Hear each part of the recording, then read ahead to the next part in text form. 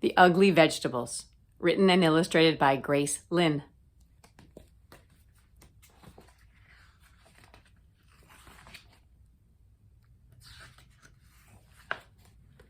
In the spring, I helped my mother start our garden. We used tall shovels to turn the grass upside down, and I saw pink worms wriggle around. It was hard work. When we stopped to rest, we saw that the neighbors were starting their gardens too. "Hello, Irma," my mother called to Mrs. Krummerine. Mrs. Krummerine was digging too. She was using a small shovel, one that fit in her hand. "Mommy," I asked, "why are we using such big shovels? Mrs. Krummerine has a small one." "Because our garden needs more digging," she said.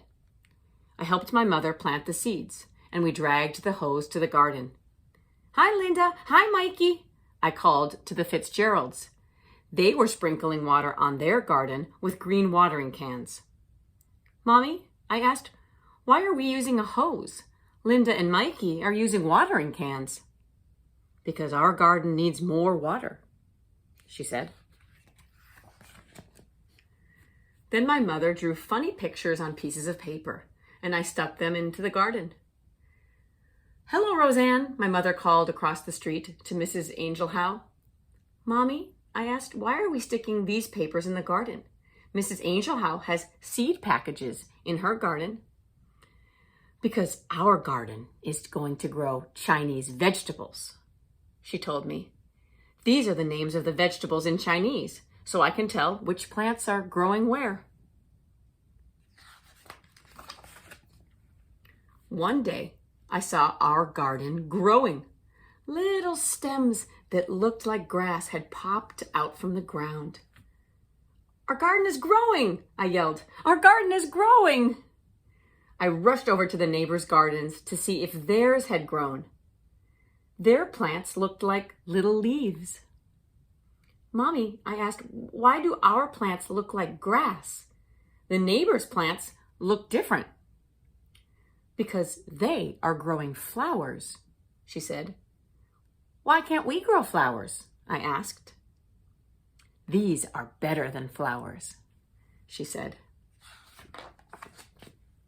Soon, all the neighbors' gardens were blooming. Up and down the street grew rainbows of flowers. The wind always smelled sweet, and butterflies and bees flew everywhere. Everyone's garden was beautiful, except for ours.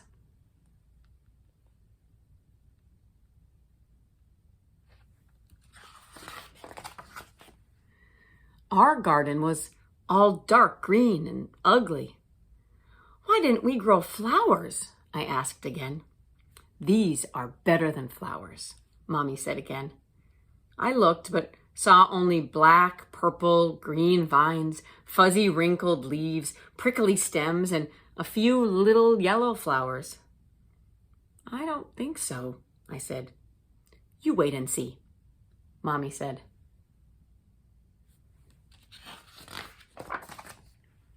Before long, our vegetables grew.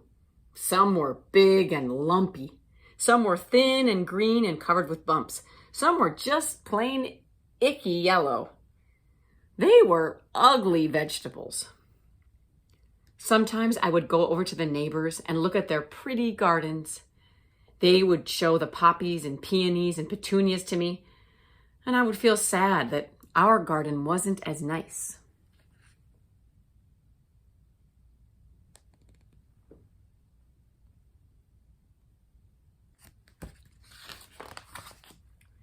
One day, my mother and I picked the vegetables from the garden.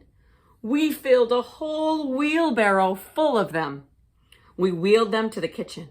My mother washed them, took a big knife, and started to chop them. "Ay-yo," she said when she cut them. She had to use all her muscles. The vegetables were hard and tough. "This is a xiaohuagua," Mommy said, handing me a bumpy, curled vegetable. She pointed at the other vegetables. "This is a xian cai. That's a tong hao. I went outside to play. While I was playing catch with Mikey, a magical aroma filled the air. I saw the neighbors standing on their porches with their eyes closed, smelling the sky. They took deep breaths of air like they were trying to eat the smell.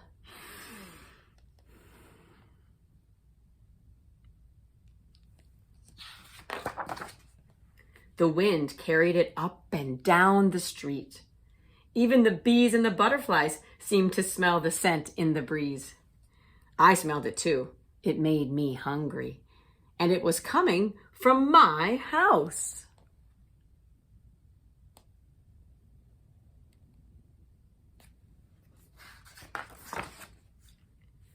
When I followed the smell to my house, my mother was putting a big bowl of soup on the table.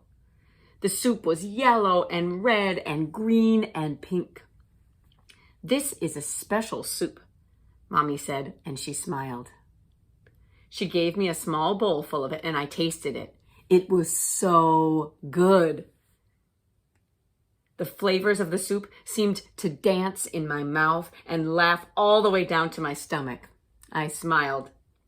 "Do you like it?" Mommy asked. I nodded and held out my bowl for some more.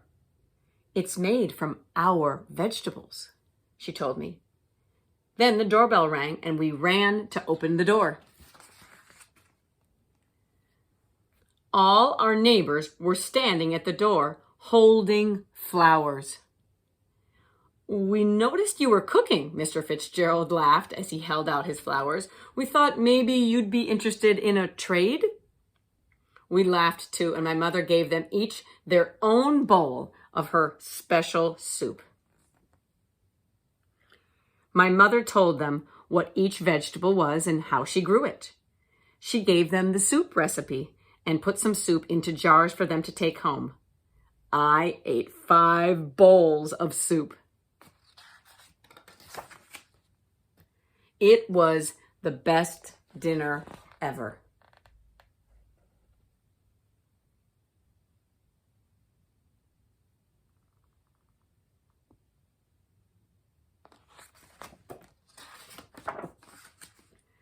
The next spring, when my mother was starting her garden, we planted some flowers next to the Chinese vegetables. Mrs. Krummerine, the Fitzgerald, and the Angel House planted some Chinese vegetables next to their flowers. Soon the whole neighborhood was growing Chinese vegetables in their gardens. Up and down the street, little green plants poked out of the ground. Some looked like leaves and some looked like grass. And when the flowers started blooming, you could smell the soup in the air.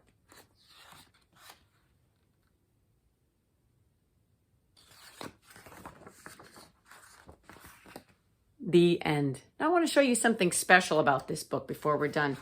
This book has a dedication. It's right in the beginning, and it's a message to somebody special who helped the author make this book or who inspired the author. Grace Lin says this book is for my mom and her ugly gardens. So maybe the author got the idea for this book from her own mom. That's a dedication. All right, I hope you enjoyed The Ugly Vegetables by Grace Lin.